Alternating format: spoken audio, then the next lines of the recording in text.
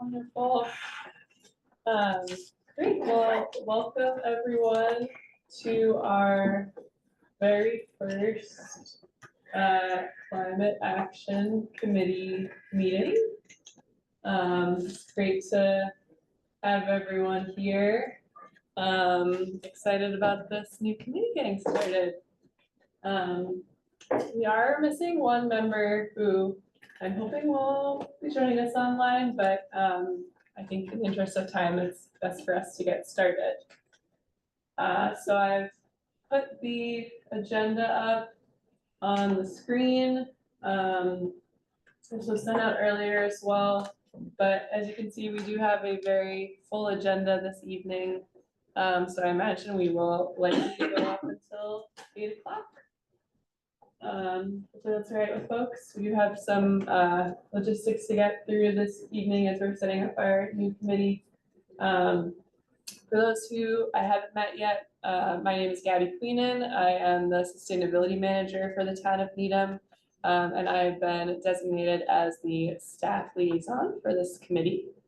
I think it's best for us to maybe just go around and do introductions. If you want to say your name, and if you are a designee from a particular committee, I think that might be helpful for folks to hear as well. Nick, would you like to start off? Sure. I'm Nick Hill. I'm the Green Needham designee. Hi, I'm Ajay. I'm a youth committee member, or youth member. Hey, I'm Paul Malta. I'm on the mobility planning. Artie Crocker, I'm from the planning board. Karen Dorr, select board designee. Fred Motor, Conservation Commission. Stephen Frail. I think I'm also select board or at large. I think I'm at large. Yeah. Michael Grace, I'm actually the school committee designee. And I'm Barry Coffin, I'm the finance committee. And Paul? And I'm Paul Della Ripa, at-large member, I believe. Yep. You. All right, thanks everyone. So I thought it might be helpful for us just to start off with a quick review of our, or rather the committee's charter. Bear with me for a moment while I find which tab I put that under.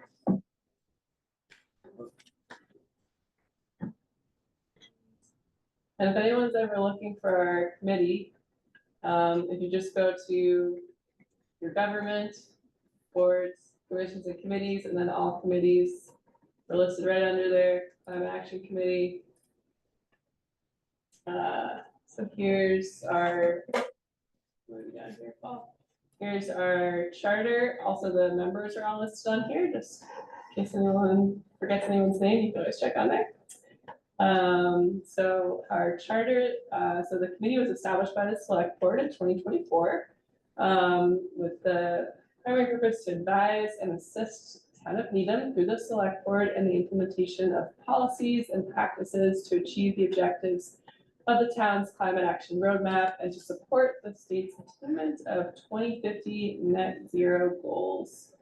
I'm not going to read out the entirety of those bullets, but folks just want to take a moment to give them a quick read through. So we're all starting from the same page.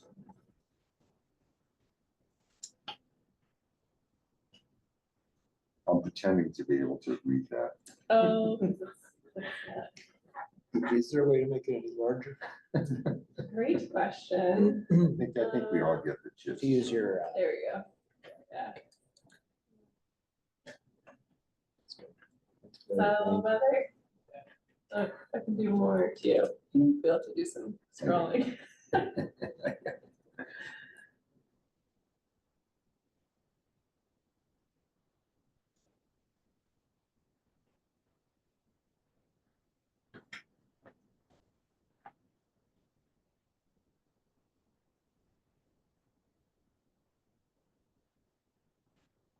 Questions?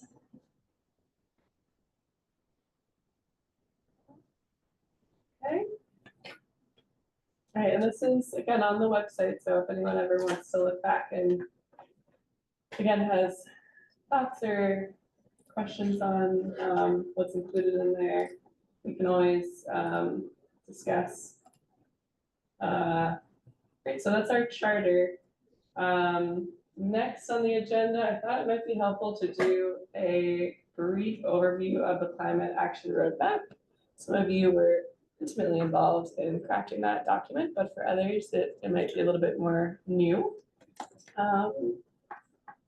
Stephen, I have pulled up your PowerPoint Oh, fantastic. from the presentation on June 5th. Thinking that that might be helpful to just walk through briefly. And I can maybe just do like the very high level points, and again, others wanna jump in knowing that the authors are, you know, in this room. I welcome additional thoughts. This is a quick timeline. So the process started with our Climate Action Planning Committee, which started in March of 2022. A work plan was developed, a first pass of climate actions. That was all through 2022, completion of the GHG inventory data collection, 2023, refining goals, strategies, and actions, drafting of the roadmap. Public comment occurred in January 2024. And then the final roadmap was completed in May of this year. GHG stands for what? Oh, greenhouse gas emissions. And there were a number of individuals who were involved in compiling this document, again, led by the Climate Action Planning Committee.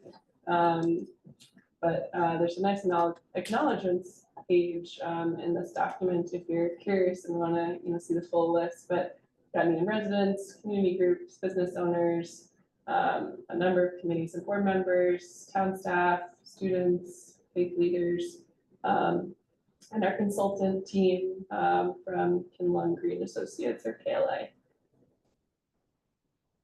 So these are the primary reasons why the roadmap was created. I think, a lot of these we hear about regularly, but it's important to remind ourselves why we're working on these issues. And then, Stephen, do you want to touch on some of the opinions piece? Because I know I wasn't here when this was put together with the survey. So Town of Needham sent out a survey. It's not a scientific survey, but the survey came back, 92% of Needham respondents agreed that the climate change is happening. 82% say the town of Needham should do more to reduce its impact on the environment. That's the left. On the right is a 2021 Yale Opinion Survey. Now, this was a scientific poll. We presented this here really just to show that our non-scientific survey is very much in line with what some of the scientific surveys are saying out there, that 72% believe that global warming is happening in our county.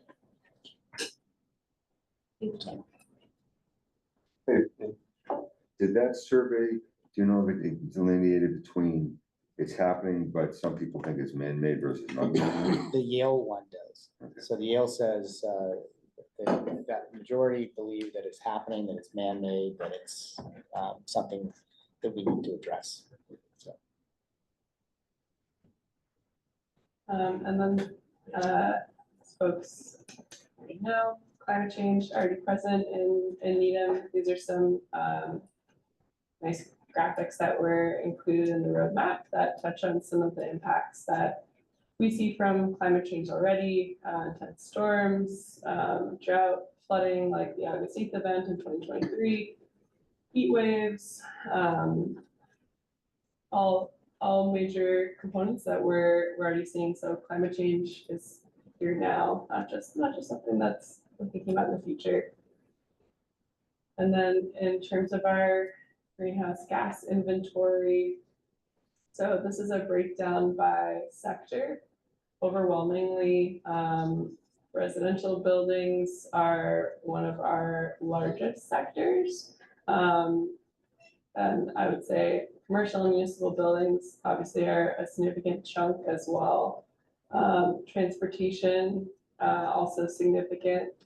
And then we have natural gas leaks, this yellow block, and then solid waste and wastewater. One note, because folks often ask, is that only about 3% of our greenhouse gas emissions actually come from municipal buildings and vehicles. While it's a small percentage, it's important that on the municipal side, we're doing everything we can as well. Could you say that one more time, Gil? You're saying, making it sound like something from municipal building is low. Oh, if you- 2.7%. Just if you were looking exclusively at our town-owned buildings and our town fleet, relative to the whole pie of greenhouse gas emissions, it's 30%. But that's not to say that's not still important for town operations Sure. to continue to be making this. So that top right box where it says commercial and municipal buildings, it's almost exclusively Yeah, commercial. commercial.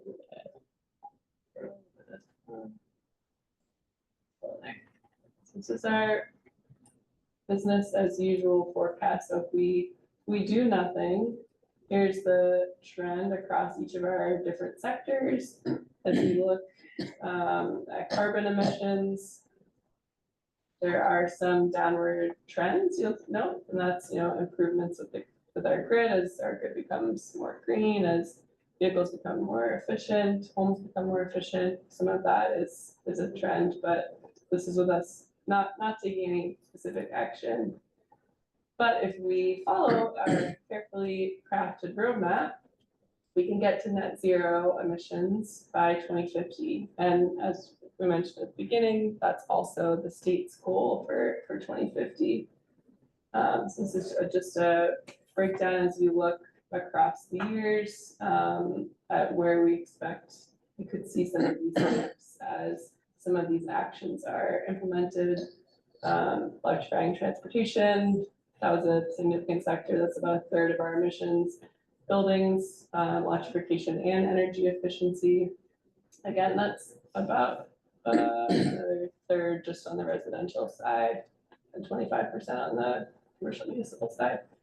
Eliminating gas leaks, again, small but significant sector. Reducing solid waste and then shifting public transit and low carbon fuels as well. So the roadmap includes 6 key areas for climate actions. This is just a screenshot of a couple of the sections. So you have your overarching goal, and then you have each of those actions listed underneath. So those are broken out across those 6 sectors, 6 focus areas, excuse me. So what happens now that we have a roadmap? So these are a set of recommended actions. The onus is still on our town leaders to actually implement those actions. And each of those actions will have to go through our standard town decision-making process. So those public meetings, comments, those typical procedures that you would see for any kind of changes that are being made. So any action that requires appropriations has to go through the budget process and or town meeting vote. Any action that requires time from town staff, boards, committees will require prioritization in that area before it could be worked on. And I thought it would probably be helpful for us to touch a little bit on where the Climate Action Planning Committee left off.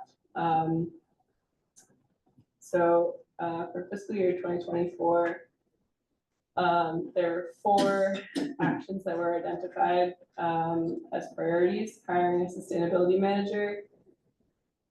I'm here now. Adopting the new opt-in specialized energy code that occurred in the fall 2023 town meeting. Updating town zoning and permitting bylaws to reduce barriers to solar. That went through our spring 2024 town meeting. And then developing and launching a municipal electricity aggregation program that is currently in progress.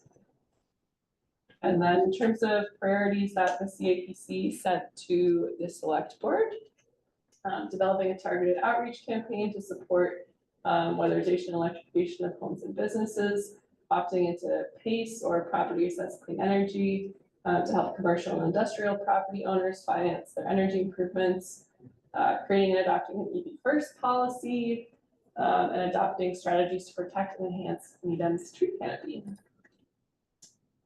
So I went through that pretty quickly, and several of the topics that are mentioned here for actions, we're gonna talk about in more detail later today, and I'm sure at subsequent meetings, but does anyone have any immediate items they wanted to ask about?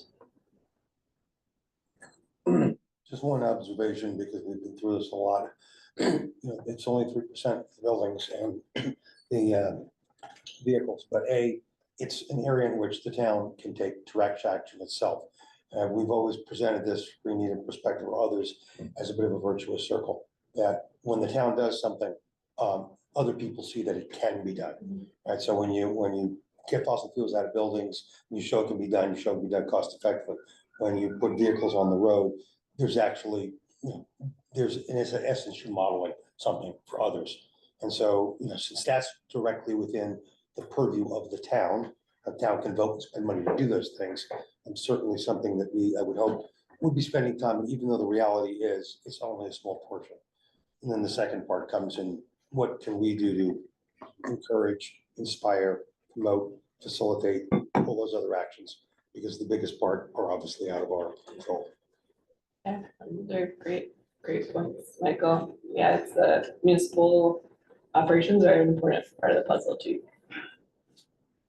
Any questions? Yeah, I'd be curious to hear sort of behind the scenes, what were some of the other priorities that were considered in the development plan that were sort of deemed as maybe too challenging or too politically fraught, or sort of within some other scope or something, so that maybe for those of us who weren't involved in that, we don't have to try to go down that road and Yeah, it's a great question.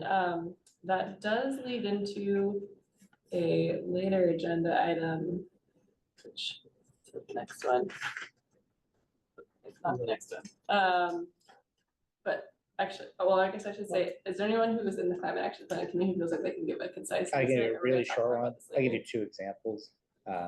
We debated and tabled whether or not to prioritize any action on decarbonizing leaf blowing equipment.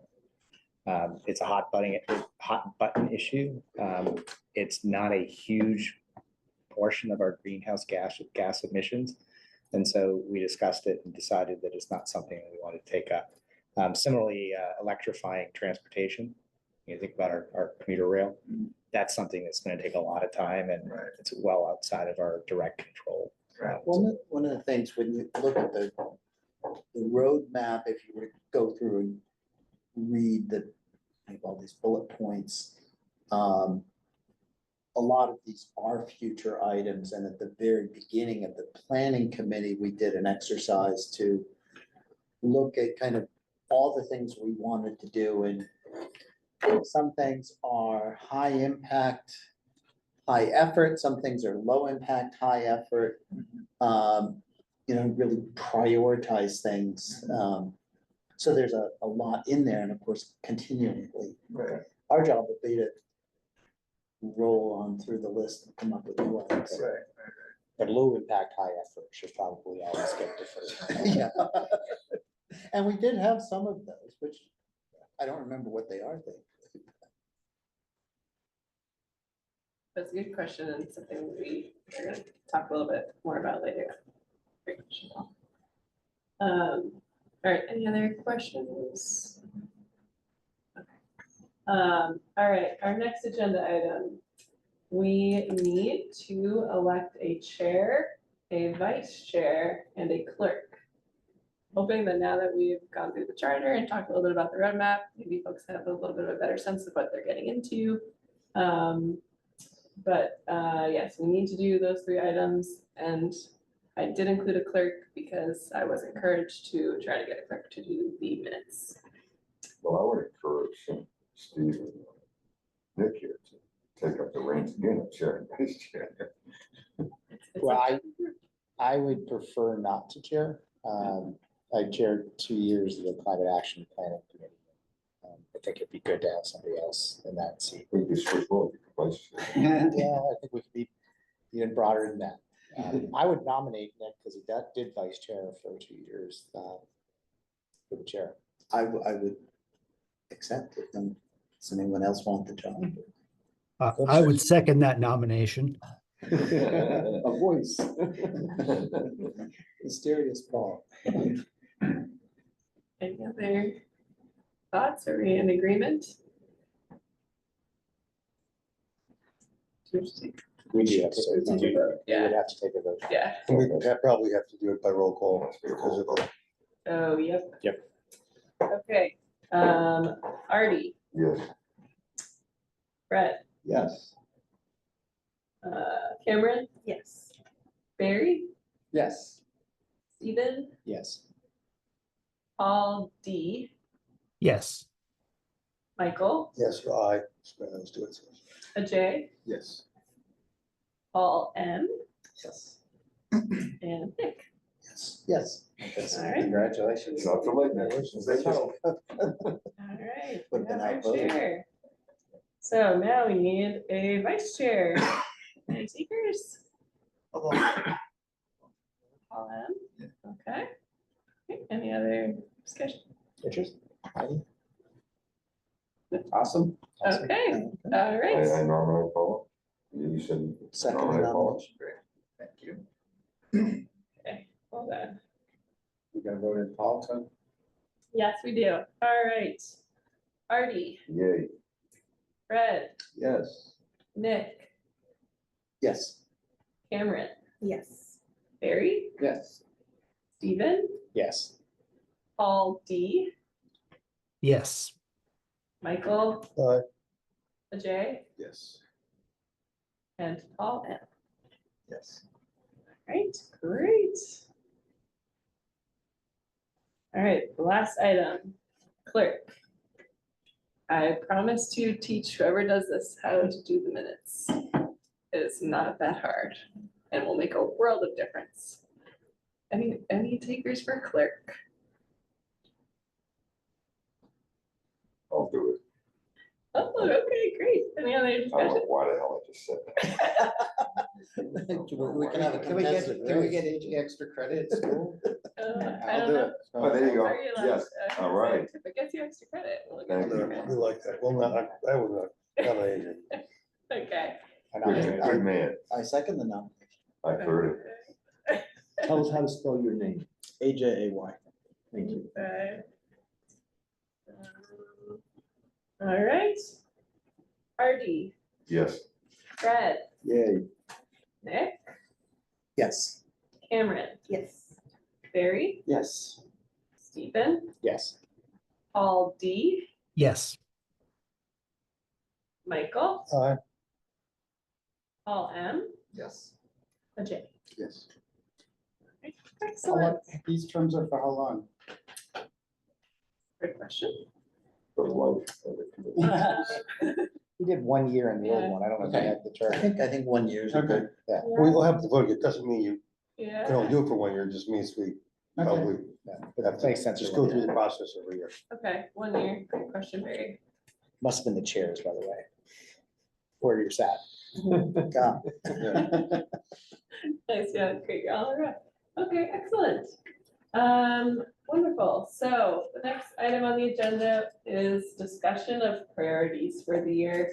My hope was to introduce 2 topics as suggestions to the committee, based on what I, as your staff liaison, have identified as areas where support would be helpful from the committee.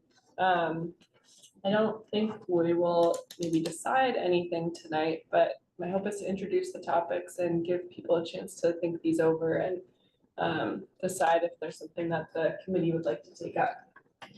So, for a moment, while I go, okay, not in this one.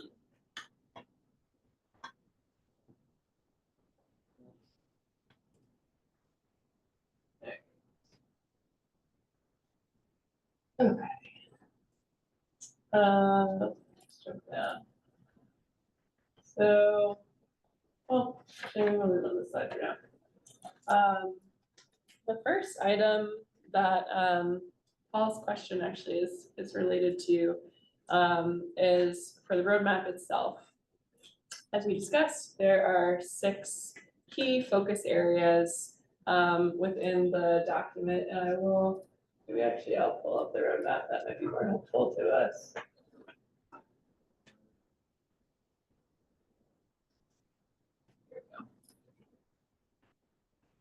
So we've got 6 areas of the roadmap, and there are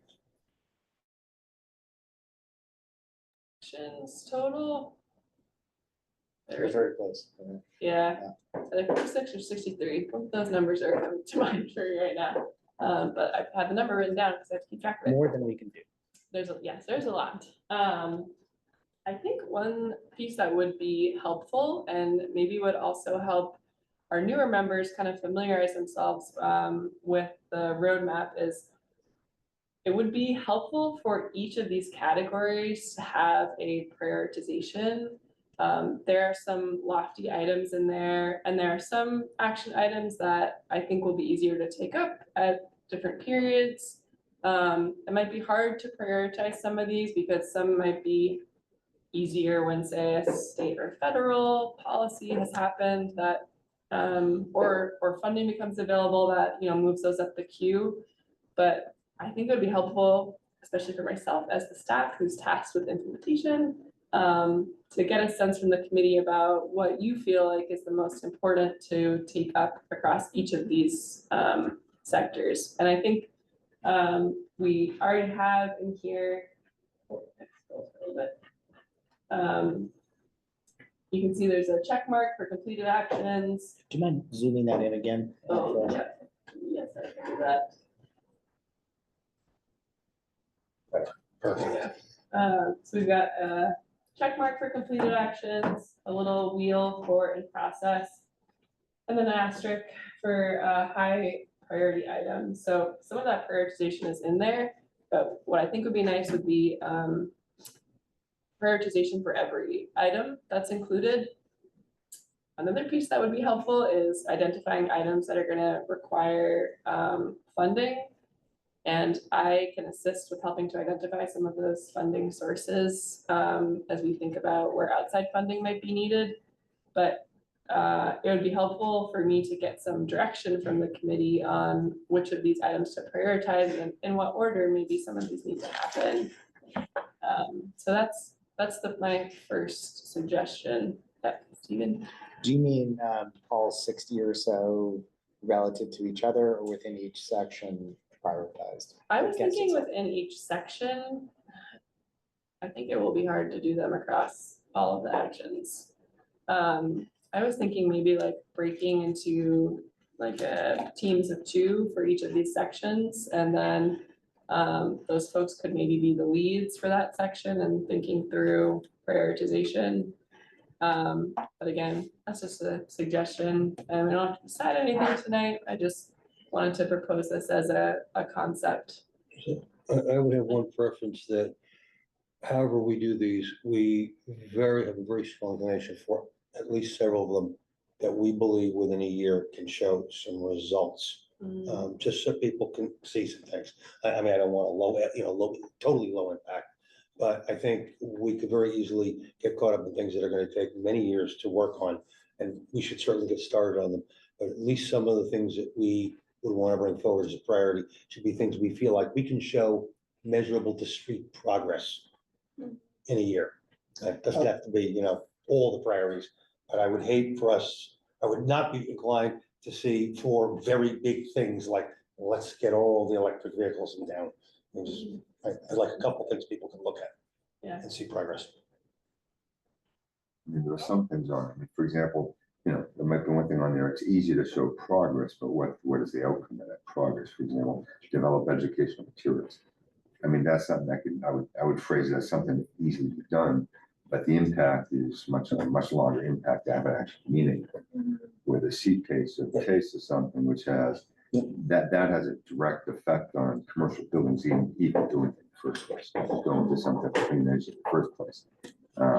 Will it be implemented in a year? Probably not, but there could be progress within a year, and that will have an impact when that is implemented, or can be implemented, it will have an impact. So a question for you on that goal.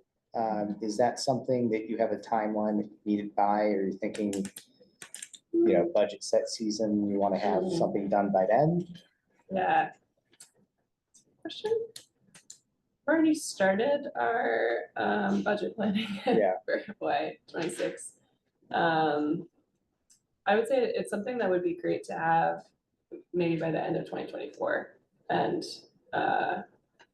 yeah, I'll stop there. So it's sort of a 2-month effort, basically. Yeah, And Sort of anticipation.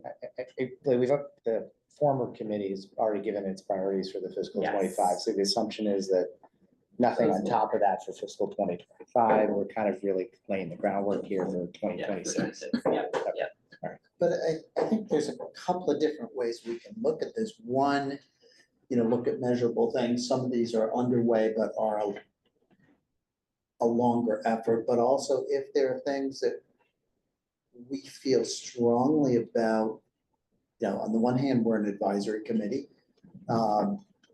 So if we have a real sense that something, even if it's a 2-3 year effort, because there are a lot of people involved, if we have a sense that something needs to be done, we can set it as a law, and not necessarily rule it out. But it can So we've also got a have, mix of things. so it can also have measurable, it can be something that's a 3-year effort, but you can say, within 12 months, we'll accomplish the following things towards that goal. That is Well, measurable. once I think that's the thing, once we prioritize and we say, well, okay, then it's a question of working with Gabby in terms of, and other people in terms of what the metrics are. yes. And you may come in and say, well, by the way, there's funding for this, or, Yeah, you may find Artie or Fred on planning or Concom that, there's really a movement mhm. where we can lend our hefty influence to push something. where Well, I there's mean, shared the whole interest. roadmap is a progress along the way, where do we stand? And then again, within that, the individual items of the progress within the individual items along the way. Yes. Yeah. The goal has to be, the goal can't be, here's a 6-month goal and we just end there. The goal is, how do we get to 2030? Yes, Yeah. yeah. And I that's the think- goal. How do we get to 2030? And Yeah. some of those things they'll take a little while, but they will have a huge impact on getting to 2030. Some of the smaller ones, I'll stick on the thing that I've been in my brain, the tree bylaw type thing, in related things related to that. It will not have a huge impact on the greenhouse gas. It just won't. But it'll set in motion how we are as a society and how we are as a town and what we're caring about. And then that could have a huge impact, and then people caring about all the aspects of the reduction of greenhouse gas. But again, that's something that's already in progress. Something will happen hopefully by next year. But again, the impact in general, the actual reduction impact is I wish it was a lot, but it's not a lot. But it will have a huge psychological impact as far as the town seeing something, the people in the town seeing something and making progress. It's a hearts and mind issue, which is Exactly. It makes a big difference. If we don't care about that, it's gonna be hard to get people to care about the other thing. So if we get them to care about that, it'll be easier. So I think I like your idea of trying to figure out a way for us to help prioritize. We kind of got started late on 2025 priorities. So getting started now for 2026 makes a lot of sense. The other question I had for you though is, do you remember the implementation templates that KLA Yes. provided? Is that the level that you want us to go to, or are you thinking something higher level than that? I mean, I think some of these will require a similar level of detail, especially when we talk about metrics. I mean, part of the reason I bring this up is because I am often asked this question by other staff about like how we're going to be measuring success for some of these. So like the EV chargers, for example, like how many do we need to have by 2030, 2040, 2050? So some of these I would like to see detail in terms of benchmarks and identification of who's leading them. Most of them will be, but if there's other partners who are, need to be heavily involved, I think that would be helpful, yeah.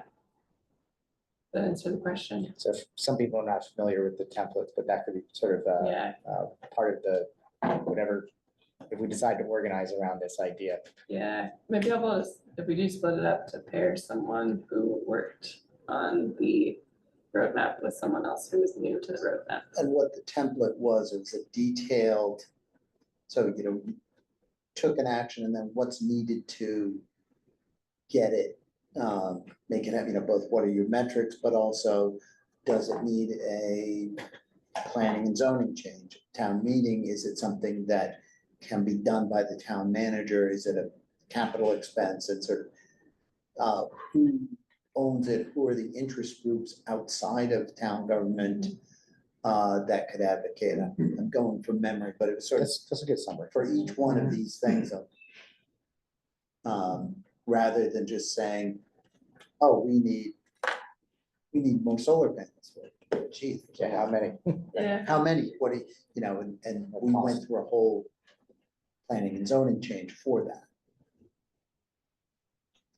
Can you remind us who KLA? KLA, Kim Mundren and Associates, was a consultant that helped us with this,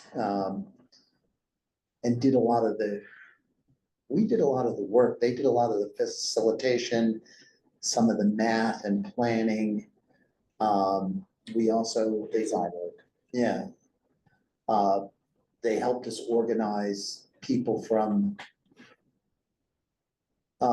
working groups and focus groups, basically, of various interested and affected parties. Thank you. So like I said, we don't, you don't have to decide anything tonight, but wanted to introduce this as a potential item to work on. Maybe at the next meeting, we can discuss in more detail about what this could look like, but just wanted to present it as an item for. Debbie, what's included in your budget? Great question. I Besides- do not have a budget. Okay, so you're part of, who do you report to? Sure. So I, within the Department of Public Works. Okay. I am within the admin division, and the director of DPW is my direct supervisor. Okay, so there's not a line item per se for sustainability. There's not. Okay. There's not. There is a sustainable building retrofit program line item that is within the building maintenance division. And they have used that historically to supplement any grant funds that might come in. For example, Green Communities, when we did the LED lighting upgrades at three of our schools, that helped fill in some of the gaps from the grant funding. So so I understand. So anything we want to prioritize that's gonna incur expense, we have to find where that's gonna come from. Yes. Yeah. Absolutely. And that's part of this template process. No, I understand. Yeah, I just didn't know, I just didn't realize, I didn't know if you had a budget Yes. already. Some sustainability staff in other communities have budgets. Yeah. I have learned. They could use one, Barry. What? They could use. So just make your case, honestly, but you gotta do it in, with concrete stuff. So that's- Absolutely. Hopefully some of our discussion about prioritization and actions and benchmarks. We're not as crappy as you think we are. But frankly, there are things for which Harrison, the town manager, the DPW can work and bring those to you. Say, it would be better to do it this way, as opposed to having people try to, bring a tin cup around and collect. Right, with a measurable project, you can say, if we can put this here, we can get it done. Yeah, I mean, the fact is, some of those items, I don't know what that would actually be. I don't know if some of those cost nothing, it costs more than nothing. Some Yeah. cases I can see it, but some cases I have no idea what they would cost. But I think that's gonna be part of our okay to benchmark. Yeah. Yeah, I think that's Yeah. meant to flag them, and I think my hope is maybe if folks work on them in pairs first, and then we bring it back to the full group for discussion, and we can suss some of it out in more detail about what might be required for staff time and outside funding that might be required. My sense is you've got more and more of an idea of what at least t-shirt sizing, what some of these projects Some would might, take in terms of time, in Yeah. terms of cost, and we can rely upon your expertise on that to some extent. yeah, some of these will require longer discussions than others for sure, yeah. I was just gonna suggest, maybe make a motion that we, as a committee, each look through the roadmap, and I think this is 4 pages, and kind of for the next meeting to get a sense, just reading through and both of what we might wanna pick as an area of these subsections, and then, but also informally prioritize among ourselves so that we can then jump in and Our brains are going the exact same way, because I wanted to see if you had any analytics ready already that we could look at, but we need to start somewhere, at least as a whole, because we can't just Yeah, eyeball it. We need to do a little bit of homework. yeah, maybe we could start with sharing the implementation, the spreadsheets that KLA had. I'm thinking for the different sectors as like a starting point. To get a sense of the amount of detail. Yeah, I'll add that. and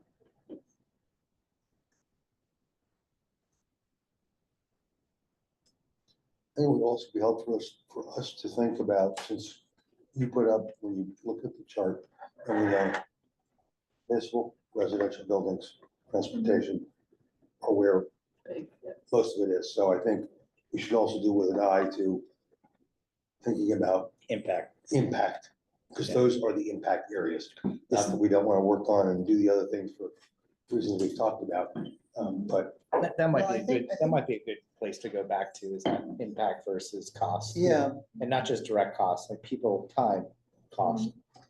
because what I find, I mean, there's the big impact in terms of greenhouse gases, but then as I already said about the trees, you know, it's a different impact, and I found just particularly in the past year talking to people, nobody gets riled up about the town using lawnmowers or trucks to some degree about, you know, but when you talk to people about trees, you talk to people about rainstorms, flooding, suddenly, like, you know, so impacts are multiple. Yeah, I do think we need to be careful to stay in our charter. Yes, So our charter is about greenhouse gas reductions.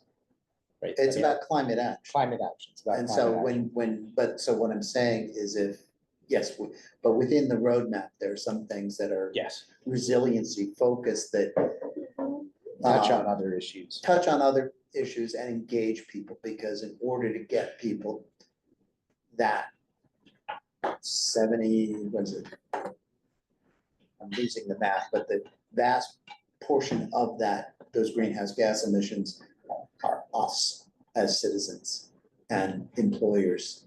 I understand. And to get people moving on those things is gonna take some of these things that, you know, to motivate, bring them into the show.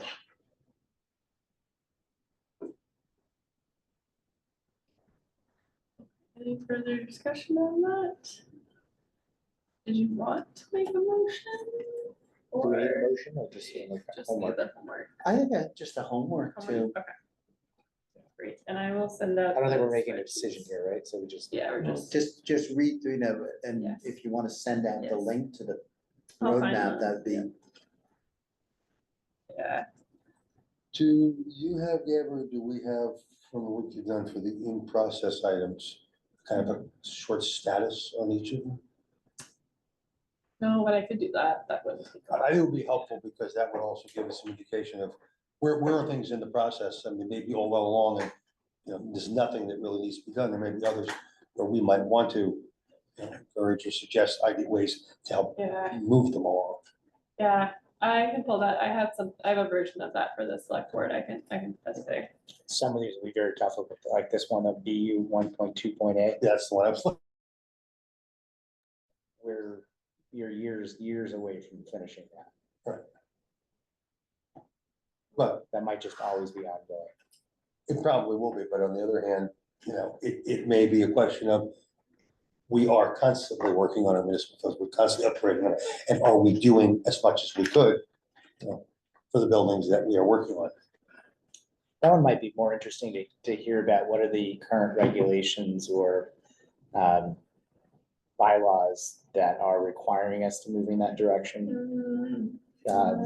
So, or, things like the Green Communities Act or the new Climate Leaders Community. And it's okay if some of the things we come up with as priorities, and then Gabby says, well, gee, the train is already going slow and steady on this. It makes our work easier, and then we shift to other priorities. I think it'll be good to discuss as a group, and then folks will become really familiar with kind of the status of everything too, and what obstacles we might incur for some of these. So it'll be good to familiarize everyone. Can I make one other suggestion as people are going through this? This is supposed to be a living document. And so if there are recommendations for improvements to the wording, or even a missing action, that we just overlooked, that could be part of your contribution.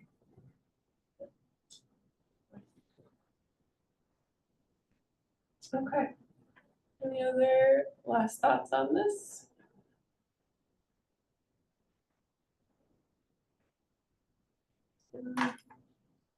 Check.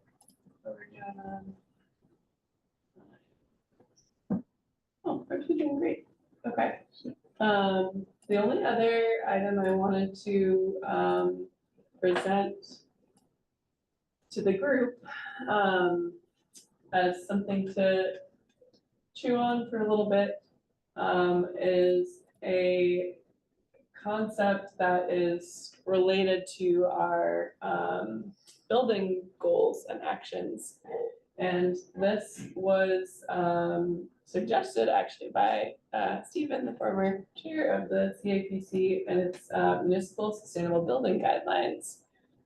So this is a model that is used in Wellesley, and it's a guidance document that helps to inform the decision-making around new municipal facilities. I will share with the group after this meeting a link to the document, so you can explore it, gather questions and thoughts, but I think it's a very interesting model. Wellesley decided to pursue guidelines to align with their sustainability goals, to help them meet their green communities emissions reduction targets. Wellesley College uses this model, so it's something that they kind of were able to tweak from them.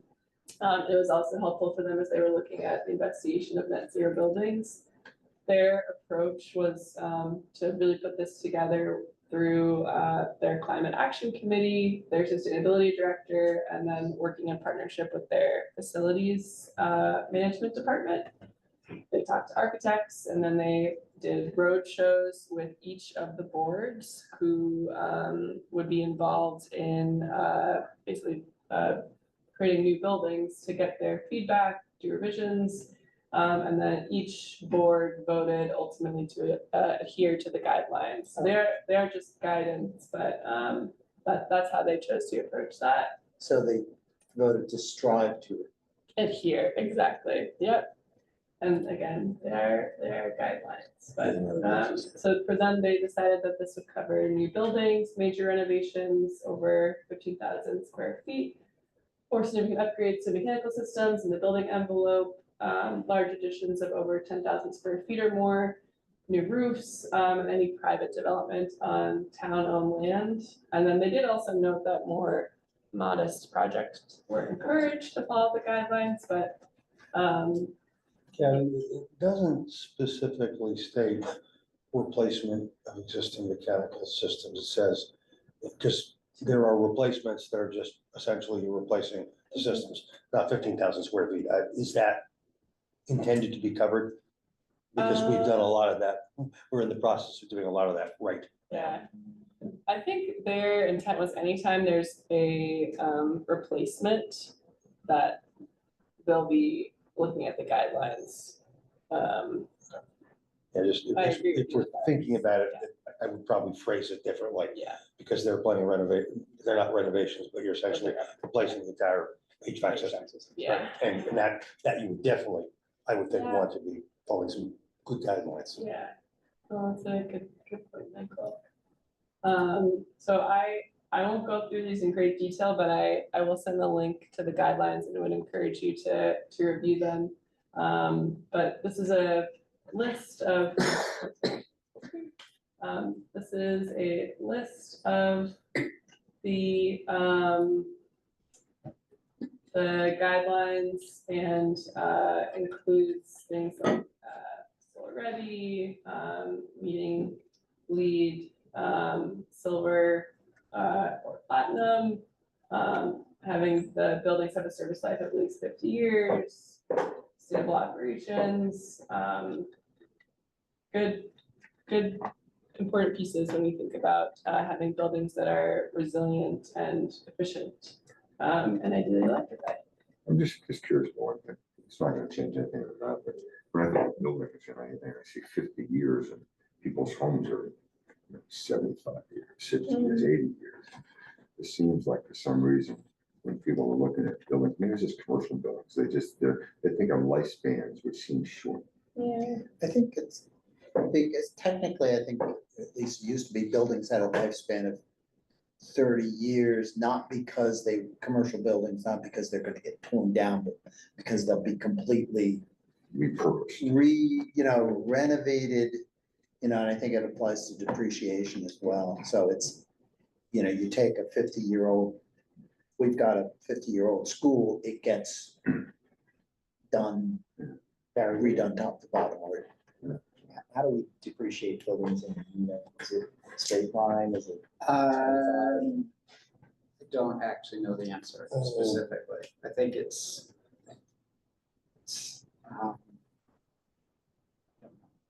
Do you think this idea of this service life is to try to match the benefits of the investment against that depreciation schedule? Or is it just arbitrary? I think commercial buildings are normally 30 years. Yeah, I mean, I think there's the accounting depreciation and then there's like Physical. the physical. The physical, it's just From gonna be a end of physical, life. I mean, we've upgraded a lot of our maintenance processes over the last 5+ years. We've set up regular schedules for like replacing vehicles and the reality is for bigger items, frankly, they tend to get addressed when have to be addressed. Yeah, I mean, when I'm thinking of building, at least these days, maybe the same thing was said 50 years ago, when people were talking about then, but these days we're saying, okay, we want a building which is as close to net zero as we can get. There's the efficiency, we're trying to head to something like that. Well, in 50 years, there's only so much incremental change in 50 years for a building. My hope is that some of these net zero side buildings allow. Well, this is, Some of that was, I mean, some of it's aspirational, right? Right. To ask, but it's also, I think, the reality is having to look at a building that fit, you're not going to tear down and completely replace. Like, that's kind of a service life, right? Because you're gonna need to do upgrades along the way, right? I think AJ? Yeah, so like the service life is set to be 50 years. Does that mean all the new buildings going up now are supposed to be completely net zero? Well, so what we have right now is a building code, since we adopted the specialized opt-in building code, that energy code, excuse me, that requires us to build buildings that are all electric or net zero. So we will be following that standard with any new municipal buildings. That's a good point, actually. I should note that when this was passed by Wellesley, this was actually before they adopted the specialized code. And they're planning on doing an update to this document now that they have passed the specialized code. Given that, is this somewhat superfluous? That's I mean,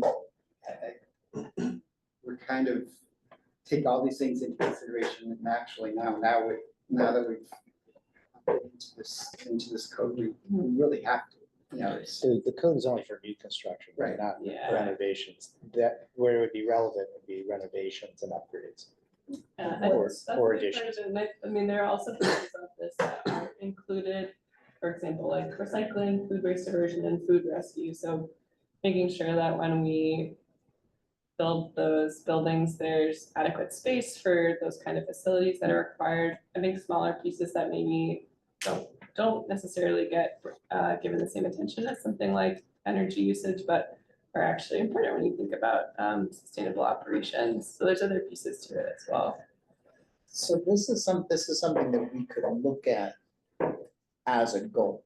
Yes, this is something that the committee could look at and decide if they wanted to make a recommendation to the select board that this is something that should be explored for adoption. And you mentioned that Wellesley College adopted, and I'm wondering if this is also something, if we decided that we could work with at least some of the commercial building owners or developers in Needham, and we may say, nah. But I was intrigued by the fact I that, don't think we can require. no, but Anything. this is something where people, this is a Scouts honor thing. You know, at the very beginning, these organizations, boards will strive to do this. Some of the larger building owners are already well past this. But it's sort of an interesting, Like and we TripAdvisor, can- MathWorks, yeah. my company, like they're well past these goals. but it's, Commercial real estate is way ahead, right, in terms of doing this. because yes they- and no. But we can discuss this Big ones. further. This is only municipal building, correct? This is only municipal buildings, correct? Yeah. This is So- only guidance for municipal buildings. There's one other, I don't know if Lexington has anything, but my understanding is the Lexington Public Schools have gone in some ways beyond the idea of a net zero building or an all electric building. And they tried to max out solar, energy storage, and building efficiency whenever they build a new building. What they found is that on a cash flow basis, that gives them the best NPV of the project, even though it might require taking on some more debt early. And so they've, I think, adopted principles that suggest that they should look at these things, not just say, hey, go for the cheapest construction you can get that meets the code, but maybe go beyond it and see if you can improve the NPV even further. And that has been a sore point for many of us for many years, in that we're always seeking to build the building for the lowest possible cost. And the direction to look at those longer term things has to come from the select board. I mean, the PPPC will tell you, and that's part of it, and for projects that they want to see those things. They have no, that's not their authority.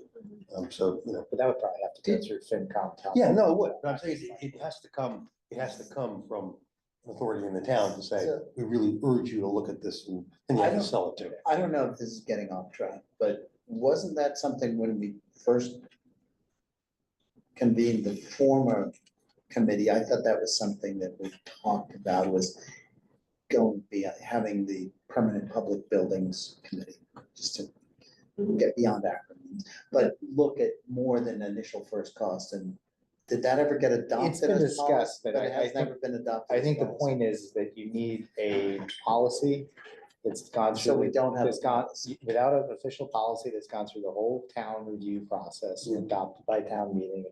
It's in the, there's probably some budget implications for it as well. The debt service would certainly come into that, right? So But so looking you at can't, things. you can't just say, Cost No, effective.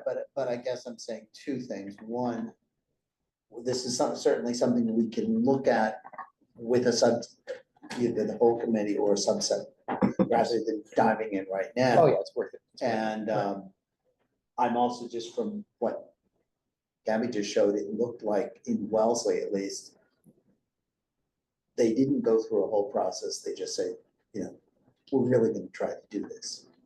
And we can decide what we want to do. What would be interesting to see is how are we benchmarked against the Wellesley municipal buildings? Are they greener in most respects than ours are, They just, age for age? yeah, I don't- We've replaced so I- many. I can answer that. I mean, I know they just built a new net zero elementary school. And Have an MEI face on. yeah, It's hard to do a comparable just because when the buildings were done is different. But, you know, so. Yeah. The sample size is too small. yeah. Anyway. But this is just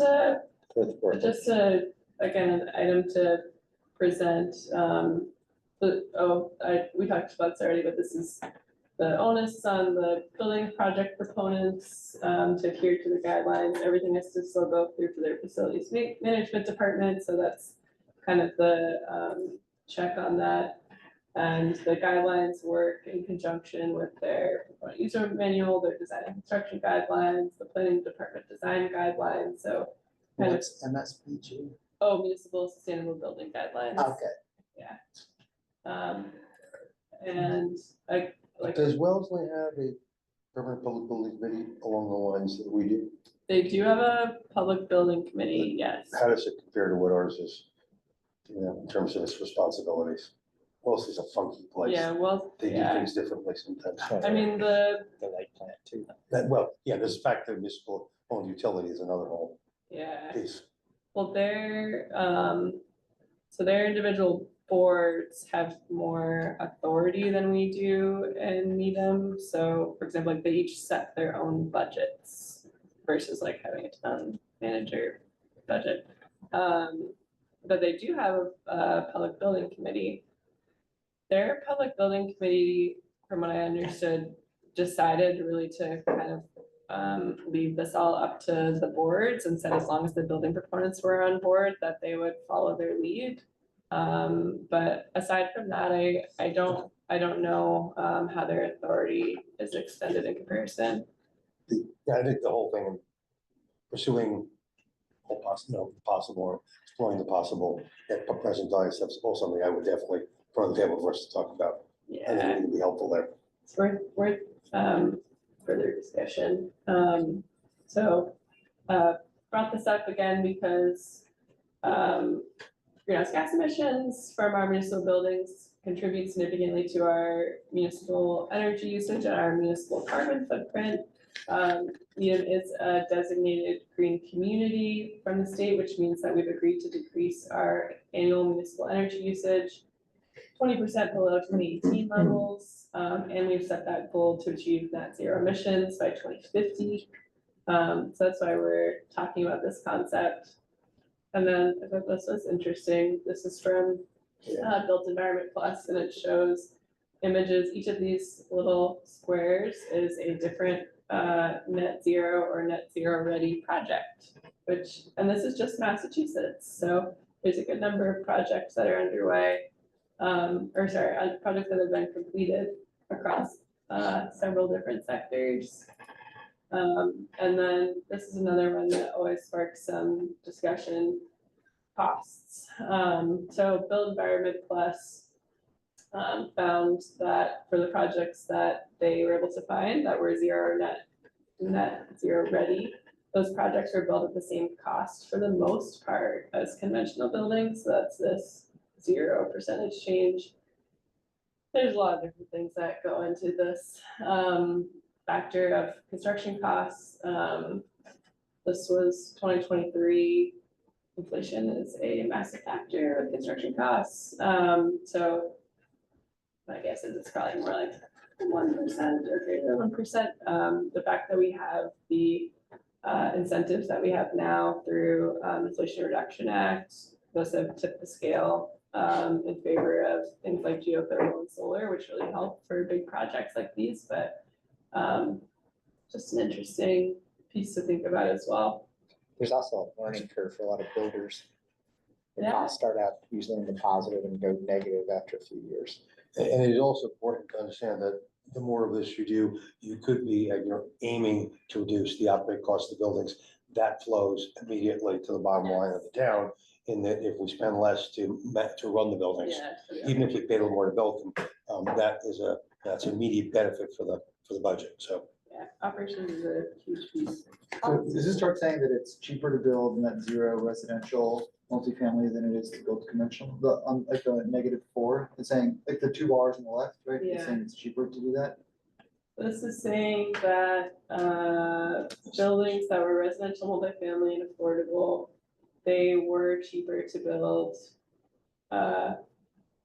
Well, On average. for a larger number of projects, it was Right. cheaper for them to I'm build. shocked to see So- the lag signs there. I would expect that one to be like a far outlier on the right, but, The ag it's- tech science. yeah, it's interesting to see that there is some stuff that you could argue you're leaving money on the table. by not Yeah. doing it. I understand with the residential multifamilies, the benefits you get from all electric, instead of having to have multiple gas burners and have multiple heating Piping. zones. Piping, all of that gets Yeah. magnified. And the higher the building goes, the more benefits for net zero. I think that was the last slide for this. So again, this is just a topic that I wanted to introduce. I will share the guidelines with the group so that folks can review and think more about it. But just wanted everyone to have that. It's something that I think would be And interesting. again, those guidelines before the Austin specialized stretch code. So we would have to, if the committee decided to pursue this, they would make a recommendation to the select board that they thought this should be prioritized. And then we would be drafting something that would work in concert with the specialized code. Well, I'm sorry, wait a minute, that was the Wellesley ones, those guidelines came before they They did come before voted in they, the yeah, specialized. and they're doing a 2.0 that's supposed to come out later this year. So that will be in line with what's in place for the specialized code. So anything we would want to do in theory should be above and beyond what's in the code.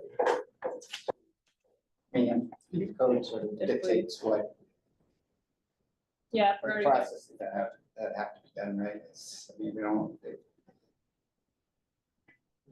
I think anything that we do should be above and beyond or differentiated Yeah. in some way, Yeah. shape or form. And not in conflict with. Right. Yeah, well, Right. yeah, Yeah. definitely. Jay, did you have your hand up? No, okay, just imagine that. All right, any other last thoughts on this? Okay, great, we're doing good on time. Good, I'm- Yeah. All right, so discussion of committee organization. I suggested this item because I wasn't sure if there would be a preference within the group for how the committee was structured. If it would be helpful to have subgroups, knowing that we're gonna have a lot of different topics. I know we already talked about, for the roadmap prioritization, breaking into smaller groups, at least to do that initial review. But I just wanted to raise it to see if folks had thoughts on how the committee should be structured. Again, not something that needs to be decided tonight, but something to think about. To extend certain topics, make deeper dives. To Yeah. have probably, I mean, that's the basis when it makes sense. Yeah, we'll know more perhaps after our next meeting, if we come in with our list. One thing on a sort of an organizational, thing, is it possible to have some sort of shared area for some of these documents, or is it easier to Yeah, just fling links around? yeah, Please that's a don't great fling links question. around. Excuse Some, me?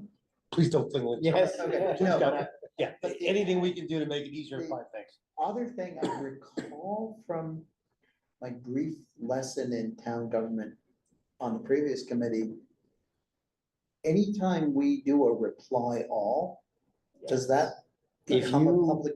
You cannot reply all in email and deliberate, so you should not Right. discuss any committee Yeah. business on email. Technically, these are open meetings, Yes. Yes, so you have to comply with the open meeting. so we can Yeah. reply to if there's something, if Right. Gabby says, what do you think about the Bunny Rabbit Preservation Act, we can reply to her, but we can't reply all. yes. I So think any- we can discuss meeting dates. Yes. Right. We can do. that Generally, with you should reply just all. try to avoid this, Yeah. like But I, discussing and I think committee also business. just because generally with an 11-person committee, a reply all becomes incredibly annoying. Well, I think you could. But also a violation of. The point is that Gabby can then take those, and, I mean. Yes, Yeah. it's but simple to I us. We're think I just just trying sort to of- avoid any conversation As- is be construed as deliberation. As we were tossing things around, it occurred to me, and that was something previously when we were talking about, setting the priorities the first time around that we, for example, some things, Stephen as chair said, send it to me, so. We can ask for information or share information. Right. As long as we don't state an opinion about it. Or elicit a discussion. Yes. Okay, right. And we also have to be careful when you meet in person separately from these meetings. Mhm. We can't have a quorum. Right. And you can't also do phone chain. Yeah, that doesn't work. That's a workaround. Don't do phone chain. Like playing Oh, so-and-so said, Yeah. right, oh, I heard so-and-so, and then you pass it on before you know it, everybody knows. I what learned everybody not to knows. do that Yeah. in seventh grade. Just, If it would be helpful for folks, we could have a drive where information lives, but there's like, you can't comment on it, or anything like that, but if people wanted to have a place where documents are placed, so you could easily find them, that's something we could do. Would people be interested in that? repository, sure. That would be helpful. I mean, it's also helpful to make sure that what's there is the most current version of anything. And the only thing that gets put on the town's website is our minutes. Yes, our minutes and our agendas. Right. Correct. Right. On your other topic though about open meeting, there's a meeting coming up soon, right? Town is sponsoring for committees, boards, Orientation. orientation. I was wondering When about is that? Yes. Yes. You It's, you gotta go through the process of conflicts. Contact the town clerk's office. I can tell you that Conflict of there's interest. one on Yeah, they're taking October online test. 1st. Tuesday, October 1st is the first one, and October 30th is the follow-up one. If you just get the link from clerk to go through it yourself online. Yeah. Just so you don't have conflicts. They, Okay, yeah, that's the. because we're an appointed committee, so everybody has to sign that. The two meetings I'm thinking about, one of them is how town government is organized for Needham. So if anybody's curious about just how the committees, the boards, everything works, how decisions get made, that's the first meeting. And I think the second one is on how to run a meeting, how to handle motions, how to vote when people are online. Like all of that nitty gritty stuff is in that second meeting. And you don't have to go to both meetings, you can go to whichever one you want. Or equal none. There's no virtual attendance apparently. Oh. Yeah. I was unaware of that. That's great. That's organized. It's gonna be good for getting out of school. Okay, great. So it sounds like I will work on the shared drive that doesn't have a comment option and let you all know about what our options are for that at next meeting. Meeting schedule is our next agenda item. So it would probably be helpful if we decided on a meeting schedule rather than meeting ad hoc. I know that's gonna be a challenge because the majority of you are designees from another committee. I did check each of your committee meeting schedules, and in theory, the first and third Monday and Thursday, I believe, were open dates. I know that sometimes meetings will get moved though, and that doesn't actually work for those committees, so that's my only suggestion, but yeah, open it up to the committee for discussion. Mondays will probably be best for me, Jen. Mondays. What about others, Mondays? I think Mondays are good. Until when you have the BBC and then somebody else who probably is Yeah, involved in that, but BBC is usually second or fourth though, right? yes, Yeah, except when something else happens. except when something else happens. Yeah, Yeah, I that's agree true. with Mondays though, it's. And typically we've done like 30 or 6. Yes. Just 6 o'clock, okay? Or would we'll like to push it a little bit, 6 o'clock work? Early for me. Okay, 6, okay. All right, so would the first or third Mondays of the month be preferred? push.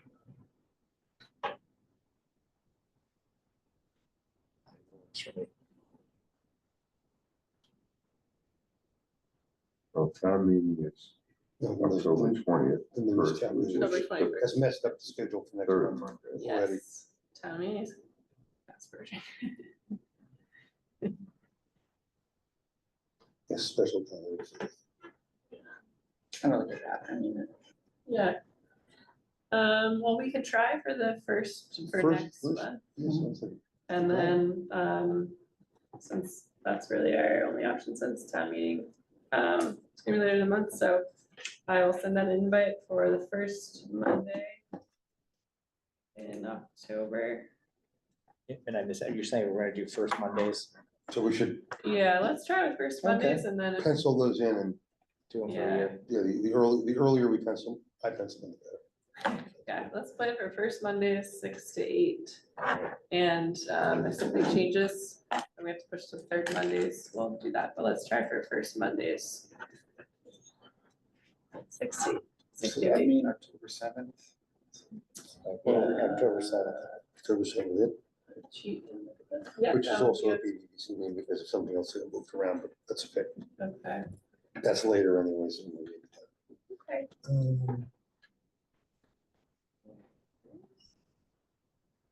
Excellent. Doing great on time. Moving right along, we need to do 2 appointments from this group. I was informed by Miles that we need to select an appointee for the downtown redesign working group. There's gonna be a particular emphasis on, multimodal transit and how we support that with our downtown redesign. So anyone who's interested in that. I'm already on that group from the planning board, but Oh. that matters, it doesn't matter, but I'm on the planning board to rep for that. Okay, that's good to know. I didn't realize that. Thanks, Arby. Is there anyone who would be interested in being an appointee or What does that kind of entail? Which one? the downtown redesign working group? I don't know the meeting schedule, actually. Do you know, Artie? Have they, I don't know if they've gotten that far. I don't think they've started yet. Okay, I imagine it would be a monthly meeting. That's between the two, I would say that's probably gonna be a bit more intensive because they're on a condensed schedule for the redesign of the downtown. So it's possible it could be 2 meetings a month. Could you tell me what the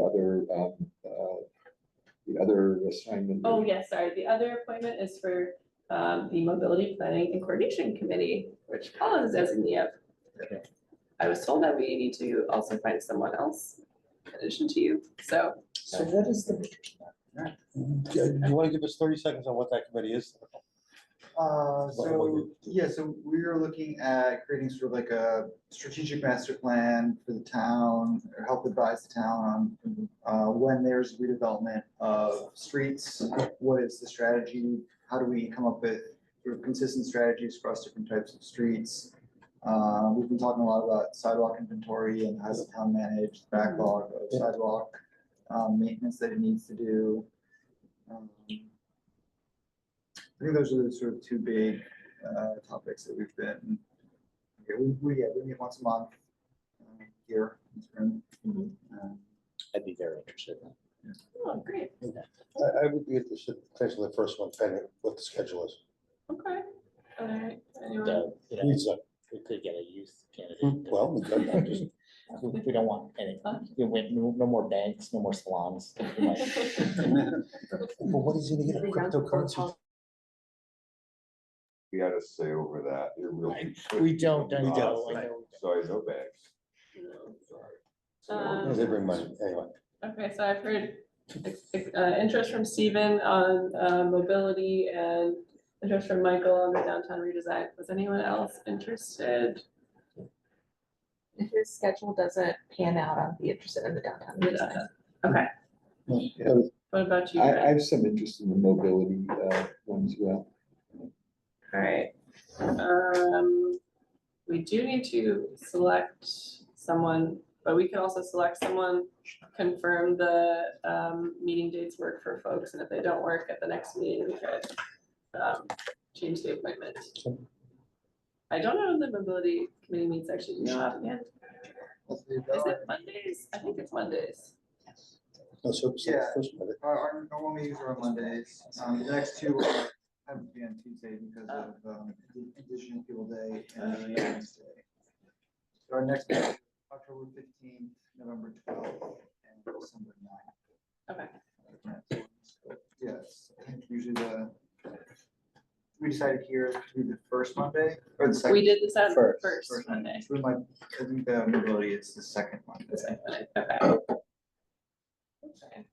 So we worked it out. Okay. I'll be, You're gonna I'd like to do it if you guys would like. start with, okay. All right, I think we need to take a vote on that.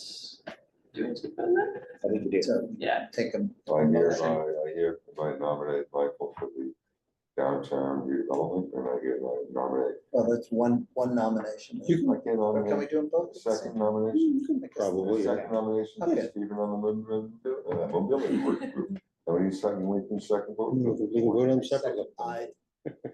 Do you need to, now that you're chair, do you now need to read the list? I guess so. Okay. There you go. I second the nomination. All I right. think you're supposed to get excited from somebody beyond the Speech. chair. but- Oh, somebody, Second. If you have a Okay. speech now, what do you want? AJ seconds, Wait, sorry, so Artie made the motion, motion. and AJ. Okay, man, the second. Do we want to hear speeches about why you want to be on these committees? I would like, I want to make sure I'm voting for it. It's a good idea. Just, we've done a lot of work on the downtown, and I am really interested in how we set up the downtown in a way that's gonna be very productive for the businesses, for the residents, and obviously for our own usage over the years, and I think the transportation piece of it, you know, it's so central. We did a lot of work on it, but we've got a lot more work to do. And that's why I'm interested. My neighborhood. I think for me, the motivating factor was when the two young women were struck on Webster Street. That was a sort of a moment that I became very concerned about traffic and safety. And I also cycle a lot, so I'd like to bring that perspective in. So now we will vote. Artie? Aye. Fred? Aye. Cameron? Aye. Barry? Yes. Stephen? Aye. Paul? Aye. Okay, Michael? Aye. AJ? Aye. And Paul M? Aye. And the chair votes yes as well. So it's unanimous. We have to do each one separately. We do. Oh, okay. We probably do this, yeah. Okay, now, regarding the appointment of Stephen Frail to the Mobility Planning and Coordination Committee. Now, Artie? Aye. Fred? Aye. Cameron? Aye. Barry? Yes. Stephen? Aye. Paul? Aye. Michael? Aye. AJ? Aye. Paul? Aye. And the chair votes yes. Great. Excellent. Okay. We're, again, right on time. There's just one last item on here.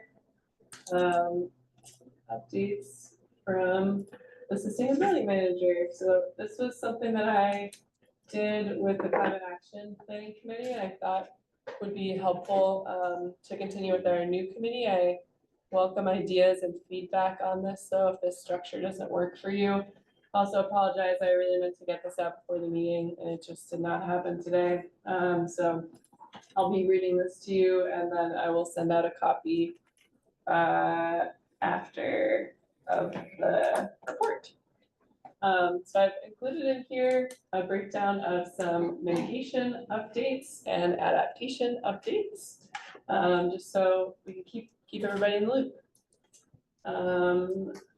We were awarded a grant from the Green Communities Program of $162,000. $162,848 for LED lighting at Elliott and the replacement of the water heaters at Town Hall and the DPW garage with heat pump water heaters. This is our first time receiving a competitive grant. We received our first designation grant in 2020 when Needham was designated. So it's exciting that we're continuing to get funds from this great program. Just out of curiosity, how much did you apply for? I applied for exactly $162,848. Yeah, we put in a great application and they decided to fund it. So this covers the complete cost of the heat pump water heaters and. It covers great question. It covers the complete cost of the heat pump water heaters, so that's equipment and install. For the lighting, there is a cap from Green Communities on how much they will cover for lighting replacements now. They only cover up to 100,000. And so for that project, I think the total cost was about 125,000. So we are contributing $25,000 from our sustainable building retrofit line item that we talked about earlier. That's under building maintenance. What are the hot water heaters now at Town Hall and DPW? Town Hall is gas. It's 2005. It is very much due for replacement. And at the DPW garage, it's actually electric, but it was installed in 1999. So it's incredibly inefficient. It was actually flagged in an inspection recently as very much so needing replacement. So it's great. We'll be able to replace those with these funds. Let me ask it differently. Was there a whole laundry list of things that you wanted to apply for? That you just chose these because they're the highest priority? Excellent question. So there is a very set criteria from Green Communities of what projects we can apply for. So we're limited by that already. Okay. There was a little bit of a last minute change. We were going to replace the Mitchell hot water heater instead of the DPW garage, which was actually going to be a bit more money. The max we could have applied for was $225,000. I don't know, an incredible coincidence. 2 days before we were going to submit our grant, the Mitchell hot water heater died. And so we were forced to replace it before we could apply for the grant funds. Thankfully, we already had the specs for a heat pump hot water heater. So we replaced it with a heat pump hot water heater. That was our first one, exciting. But as a result, all of these carefully crafted proposals that we put together for the grant, we were in a bit of a tight spot. Because you have to have the consultant come out, they give you a proposal, then we hear from Eversource, we get the incentive numbers back from them, we have to have all that in place before we can submit. But as it worked out, we had already checked out the DPW garage, and so we had a backup proposal ready to go. And so that's why we ended up with going with those 3 projects. There are other projects that we've identified that we would like to do. LED lighting is a big one. We have a lot of opportunity there. There are several buildings that are still using fluorescents, and those have a great ROI. The energy efficiency is awesome for those. So it's low-hanging fruit. So there are more projects that we've identified. These ones are nice because they have a good return on investments, and especially as we think about electrification, the hot water heaters are ones that are easier for us to do conversion of compared to something like a full HVAC system. And there's a significant advantage to ones you can do quickly, because once you can apply for Green Communities competitive grants, once you complete the work. So now the quicker you turn these projects around, every year there's an opportunity to go for grants. Yeah. So, ideally, some projects take longer, but the more quickly you do it, the more quickly you can apply for more Green Communities money. So did you just say that we can apply for the grant for the project that was just completed? No. No, once a project, you can't Once it's apply complete, for then another you can apply competitive for grant other until you complete the ones that you have. Did you mention Eversource? Is this Eversource? It's not Eversource money, but is it coming from that grant arm? So with money. Green Communities, there's competitive grant funds from the state, from the Green Communities program, but with each of these programs, each of these projects, they're eligible for Eversource incentives as well. So we're able to actually leverage both of those funding sources to help pay for the projects. Some of these credits are also now refundable for maybe not heat pumps, but I'm thinking like solar and like.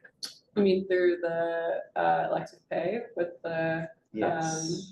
clean energy tax credits, yes, so solar and geothermal and electric vehicle purchases are all eligible through elective pay for reimbursement from the feds. Where previously you couldn't get those if you were in Yes. municipality. Yeah, so these specific projects, not eligible for those, but there are other projects that would be. Yes. Yeah.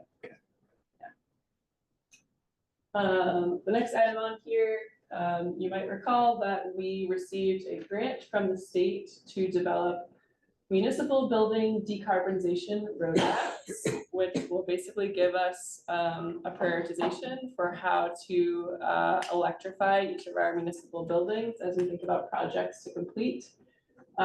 We want to develop those roadmaps because that is one of the criteria for being a climate leader community, which would allow us to access another pot of state grant funds.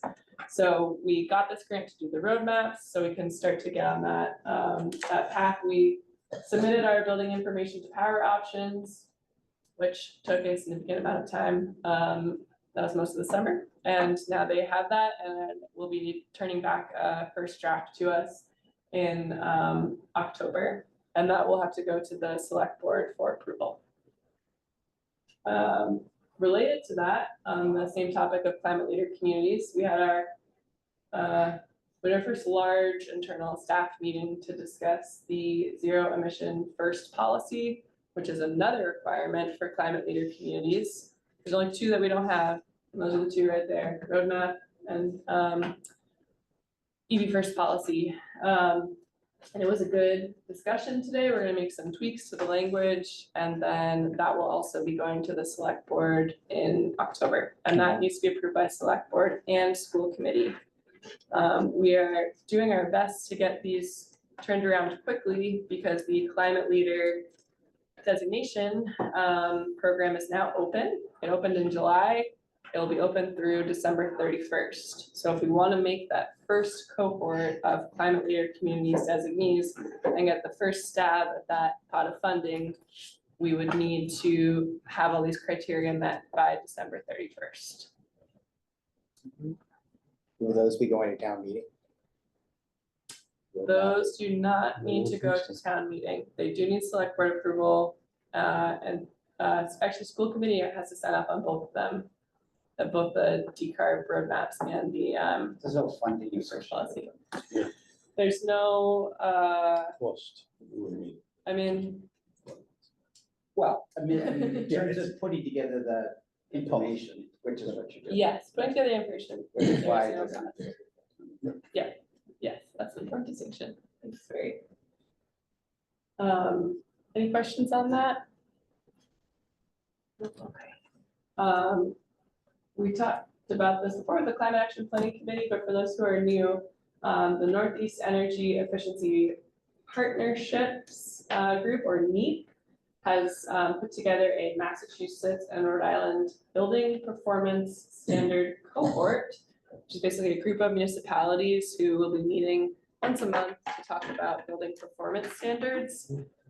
This is a very hot topic right now, so we're looking forward to being part of the cohort so we can learn from other municipalities. As some of you likely already know, the state is putting together large building energy reporting requirements for buildings over 25,000 square feet, 25, okay, 25,000 square feet. We have one of those on the municipal side. That is one of those that is running on fossil fuels, so we'll have to do special reporting for that. So it's going to be, I think, very useful to be a part of this group and learn about how communities are dealing with this new requirement that's coming from the state, and also hear from communities who have implemented their own reporting requirements and have included benchmarking. We had our first meeting last month, and we heard from Boston and Cambridge and Newton about how they're approaching this. I know this is a topic that folks are interested in because this affects larger buildings, in particular the commercial side. So I think it will be helpful for us to have this group to kind of learn from other communities. Any questions on that one?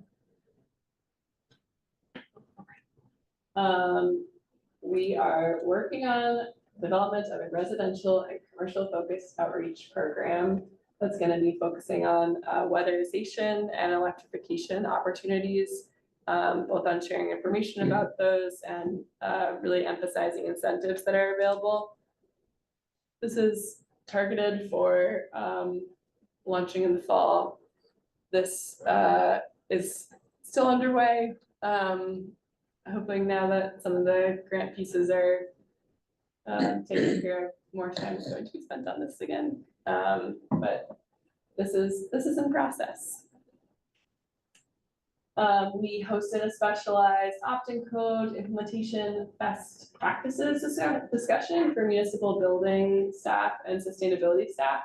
It was a great event. We had about 20 communities attend, and they had all adopted the specialized code, and we're starting that process of figuring out what implementation is going to look like. We heard from communities that were already had already been implementing, so it was nice. It was a good resource for our staff to learn some of the tricks that they're using, especially checklists for working with commercial. Yeah, when you say hosted, is there like 20 communities? Who hosted? We organized it, yes. This was something that our building commissioner, Joe, and I have talked about pretty much from the first day I started here, about trying to find more resources to support the building department as they looked at implementation of the code. And we talked about a lot of different ideas, but that's kind of rose to the top as, it'd be great just to get everybody in the same room and talk about what's working, what's not working, what questions need to go to the state on the code. That's great. So we had this one. We're thinking maybe beginning of 2025 to organize another one, now that some more communities will be coming in, and we will have a few more months of implementation under our belt. So it was a good group. Yeah, maybe the state will organize it next time. Very nice. We'll see. We continue to talk to Mass Development outside council about some questions on PACE or Property Assessed Clean Energy Massachusetts. It's a program that municipalities can opt into, which would enable commercial and industrial property owners to put a betterment assessment on do a betterment assessment for their property for the equivalent of the cost of efficiency upgrades that they make. It's been adopted by 75 municipalities so far. Only 3 projects have actually come through the program to date, so it hasn't been as well utilized perhaps as we would hope, but it's something we're interested in exploring. It's one of the recommended priority actions in the roadmap. And one of the questions that came up from our small staff working group on this was if housing authority projects would be eligible. And outside council for Mass Development is still working on this. But does Needham need town meeting approval for PACE, or For is it PACE? something that can be No, done with the select board? It's select board. We did Okay. confirm that with our town council that we just need select board approval. Yeah. So I'm hoping once we get an answer from Mass Development on this question, then it will be something that can be brought forward to the select board. Just remind me what PACE is. So it's a program that would allow commercial or industrial property owners to place a betterment assessment on their property for the equivalent cost of what they're paying for energy efficiency upgrades. And there's a max, I want to say, I'm not gonna say, I can't remember. Assessment to your tenants or to? Your deed, I think. Property Yeah. attached. I think the- Property. Yeah, It's like a betterment, it's like a improvement district. yeah, It's a And very it similar to just that. follows the property. right? Yep, it would change hands. If the property is sold, it would carry to the next owner, exactly. Oh, I see what you're saying. Yeah, It's a great arm to allow commercial properties to have. But it does require, To do this, because Yeah. it doesn't have this massive impact as far as the property alone. and there's a requirement the town staff has to report these betterment assessments. Yes. And so that's why the select board needs to approve it. yes, we did have a nice meeting with, the, assessor's office and, some of our finance director and assistant finance director. Municipal electricity aggregation. So for those who have been following this, DPU has approved our municipal electricity aggregation proposal, which is very exciting. So this is a proposal that's gonna allow the town to put together 3 options for our electricity customers to be able to select greener options for their electricity supply. Eversource will continue to be the distributor, but we get to choose the supplier. So we did get our Eversource basic service numbers recently, so we're working now with our consultants on next steps for starting that process of reviewing initial electricity supplier bids. I believe next month, we're gonna try and get on the select board agenda to discuss some of the parameters that need to be considered when evaluating these electricity suppliers, and that will inform that final decision-making about what supplier is selected. Yes, Frank? How would that affect people who have a different supplier already in their Yes. contract? They will not be pulled into the program. It's opt-in only. It's Opt out. Opt out, it's opt opt out. out Unless- if you're on Eversource Basic. If you already have your own third-party supplier, you will not be pulled into the program, but you could choose to opt in if you Later. wanted to. If you look at the pricing and you see maybe the pricing is more favorable, or maybe you like the rec mix Gotcha. better, Okay. you could certainly do that. But you do have to be careful, some of those third-party suppliers will charge you a fee to leave early, so you do check your fine print. At what point does the consultant start their outreach? I mean, because they Yeah, have a big outreach campaign that involved cookies, by the way. that's a good strategy. Are you talking about the outreach to get pricing? No, the No. outreach, To they're going Inform and to, educate the. they're community. going It's to be happening. going to, when we did the review and selected consultant. So- A big part of it was them There's a, going out to the community. When, Selling. well, when are we gonna know pricing? Because that should be known before it goes to the outreach. So the tentative schedule that we're hoping to adhere to is that the select board meeting would happen October. There's a second meeting and probably go into early November.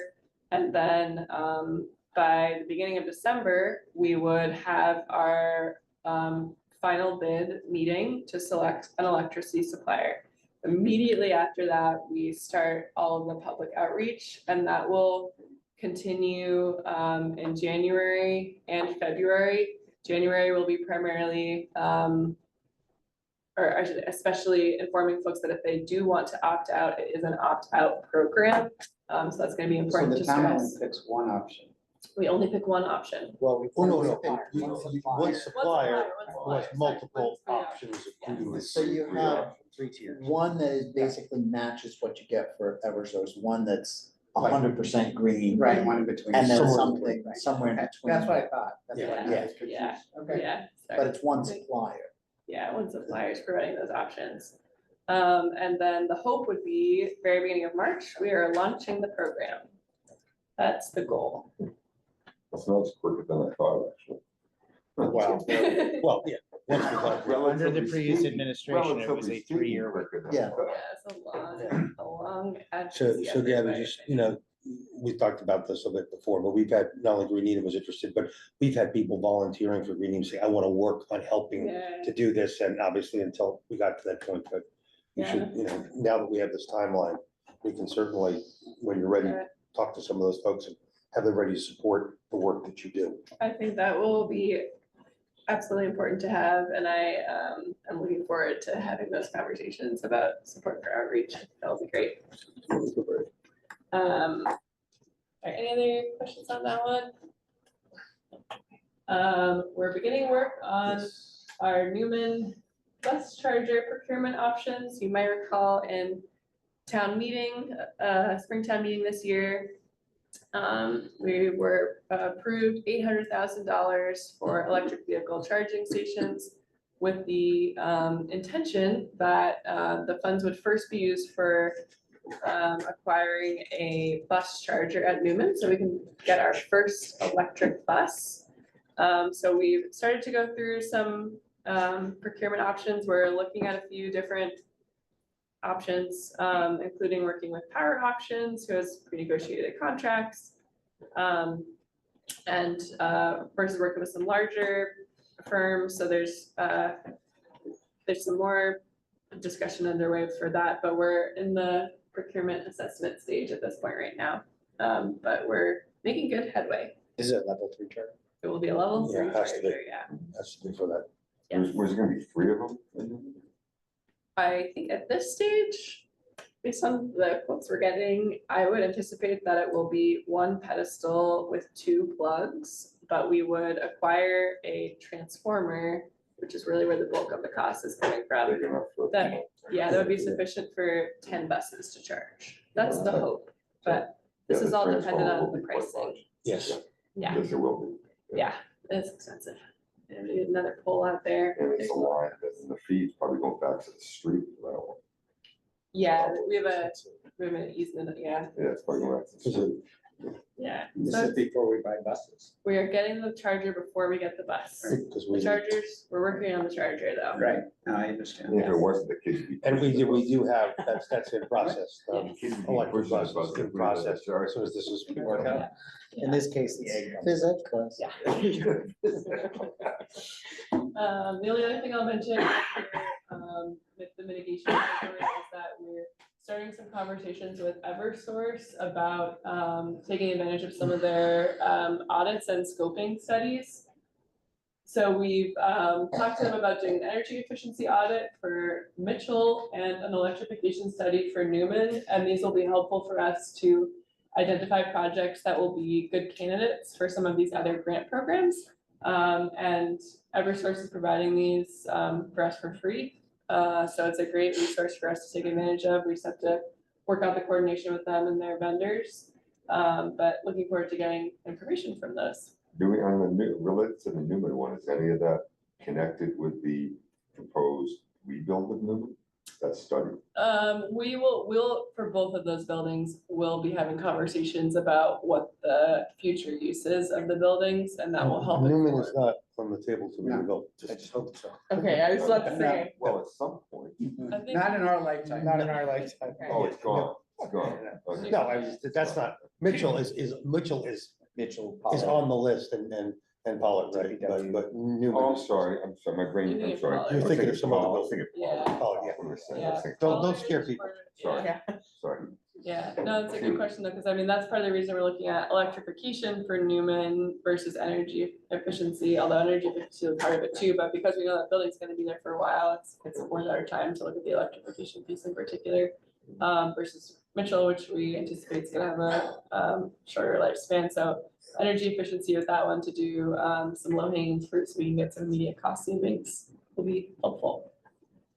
On the adaptation side, we were awarded a grant from the Coastal Zone Management Office for $125,425 for the design of some green stormwater infrastructure best management practices in the Alderbrook subwatershed, which we are in right now.